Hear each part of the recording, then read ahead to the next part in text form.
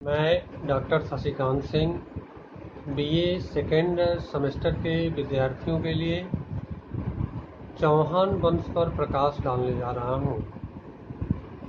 चौहान वंश को शाकंभरी के चाहमान वंश के नाम से भी जाना जाता है। 12वीं शताब्दी में यह वंश भारत के सर्वाधिक शक्तिशाली वंशों में गिना जाता है। यह वंश जांगल देश में शासन करता था, जिसे सपाद लक्ष्य भी कहा गया है। सपाद लक्ष्य का अर्थ है 1.25 लाख गांव वाला क्षेत्र। इसका अर्थ यह हुआ कि जांगल देश में 1.25 लाख गांव थे। इस वंश का संस्थापक वासुदेव था, जिसने अजमेर के उत्तर में सांभर से अपनी सत्ता प्रारंभ की थी। दशरथ शर्मा का विचार है कि चाहमान नामक व्यक्ति इस वंश का आदि पुरुष था। इसी कारण यह वंश चाहमान वंश कहलाया।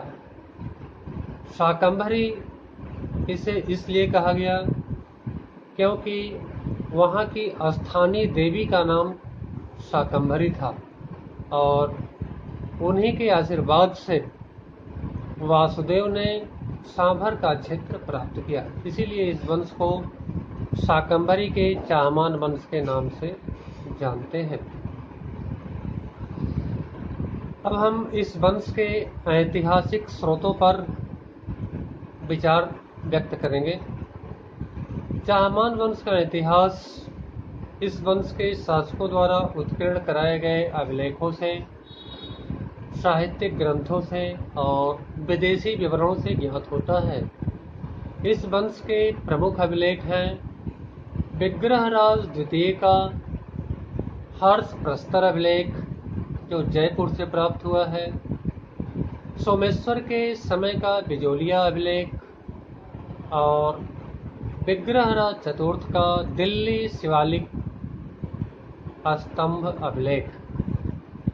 इसके बाद साहित्यिक ग्रंथों में जयानक का पृथ्वीराज विजय, जयचंद का हमीर काव्य, चंदबरदाई का पृथ्वीराज रासो तथा मेरुतुंग का प्रबंध चिंतामणि नामक ग्रंथ प्रमुख है।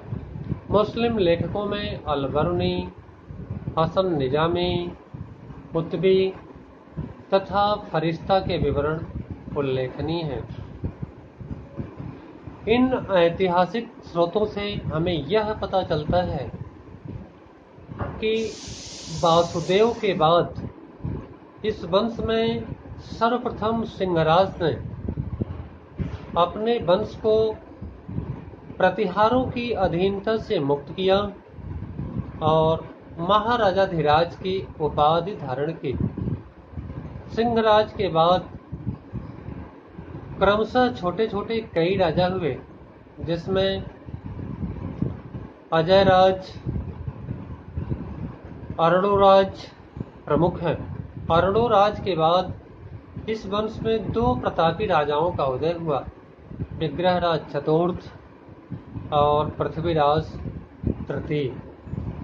अब हम विग्रहराज चतुर्थ के बारे में चर्चा करेंगे। विग्रहराज चतुर्थ का शासनकाल 1153 से 1163 ईस्वी तक था।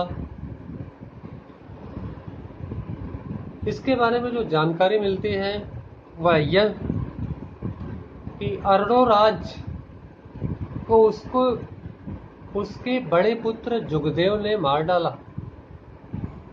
लेकिन जुगदेव भी अधिक समय तक शासन नहीं कर सका। उसके छोटे भाई विग्रहराज चतुर्थ ने शीघ्र ही उससे सिंहासन छीन लिया और बीसल देव उपाधि के साथ चाहमान वंश की गद्दी पर आसीन हुआ। यह इस वंश के प्रतापी राजाओं में गिना जाता है, जिसने अपने वंश को अभूतपूर्व गौरव प्रदान किया। इस समय गुजरात में चालुक्य वंश का शासन था। चालुक्य वंश में कुमारपाल शासन कर रहा था।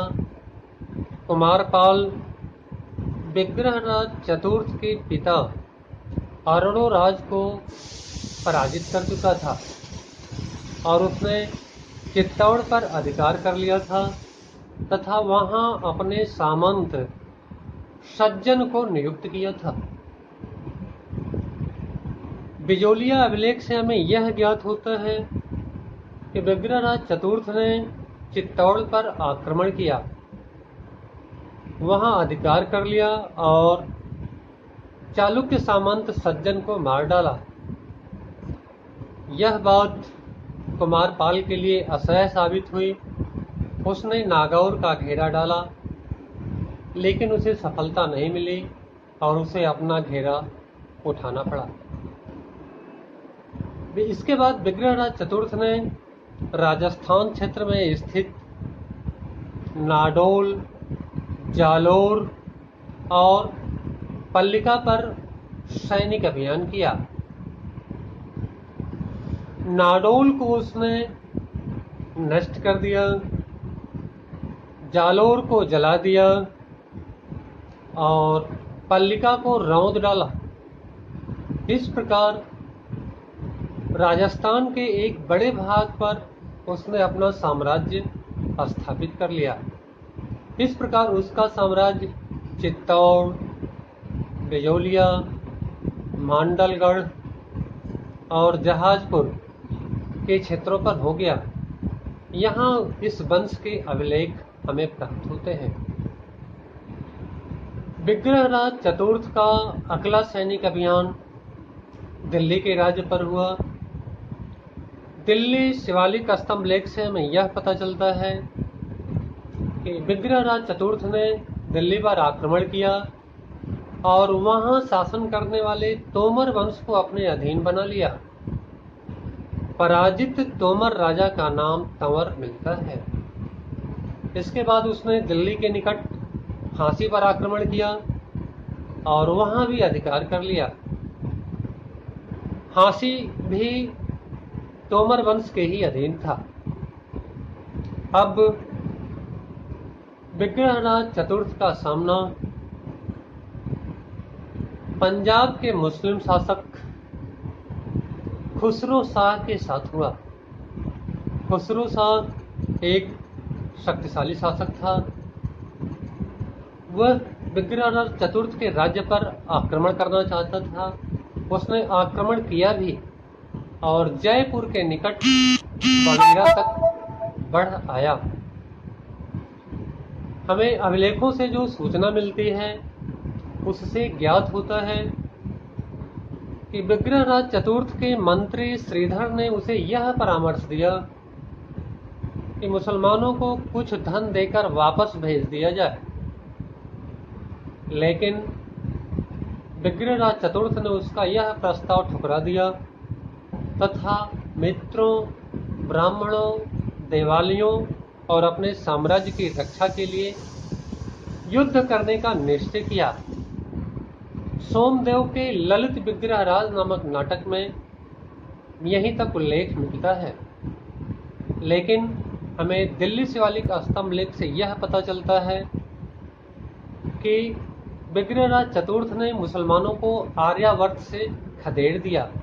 इसका अर्थ यह हुआ कि विग्रहराज चतुर्थ ने अपने साम्राज्य से मुसलमानों को बाहर भगा दिया। यह विग्रहराज चतुर्थ का साम्राज्य था जिसने अपने शासनकाल में सैनिक विजय अर्जित की। विग्रहराज चतुर्थ विद्या प्रेमी शासक था। पृथ्वीराज विजय नामक ग्रंथ में उसे कवि बांधव कहा गया है। उसने संस्कृत नाटक हरिकेल नाटिका की रचना की। उसके दरबार में निवास करने वाला संस्कृत का विद्वान सोमदेव ललित विग्रहराज नामक नाटक लिखा। उसका युद्ध मंत्री पद्मनाथम भी उसकी विद्वत मंडली का सदस्य था। विग्रहराज चतुर्थ ने अजमेर में एक संस्कृत विद्यालय की स्थापना करवाई और उसकी दीवारों पर हरिकेल नाटिका तथा ललित विग्रहराज नामक नाटक के अनेक अंशों को उत्कीर्ण करवाया। कालांतर में इस संस्कृत विद्यालय को इल्तुतमिश ने तोड़ डाला और उसकी सामग्री से वहां मस्जिद का निर्माण करवाया। इस मस्जिद को हम 2.5 दिन की झोपड़ा के नाम से जानते हैं। जैसा कि नाम से ही स्पष्ट है, यह मस्जिद 2.5 दिन में तैयार हुई थी, इसलिए इसे 2.5 दिन का झोपड़ा कहते हैं। विग्रहराज चतुर्थ ने अजमेर में एक बीसल सर नामक लंबा तालाब खुदवाया, जिसकी परिधि लगभग 2.5 मील थी और इसके चारों तरफ अनेक मंदिर तथा प्रासाद थे।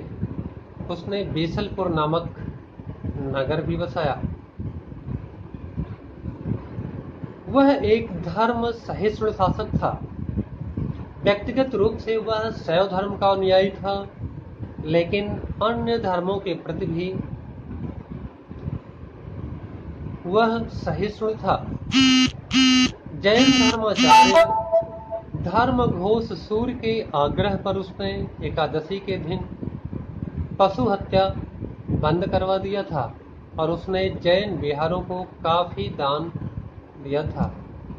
इस प्रकार हम देखते हैं विग्रहराज चतुर्थ अपने अनेकानेक गुणों के कारण प्राचीन भारत के प्रसिद्ध राजाओं में गिना जाता है। इसके बाद अगले वीडियो में हम पृथ्वीराज तृतीय के बारे में चर्चा करेंगे। बहुत बहुत धन्यवाद।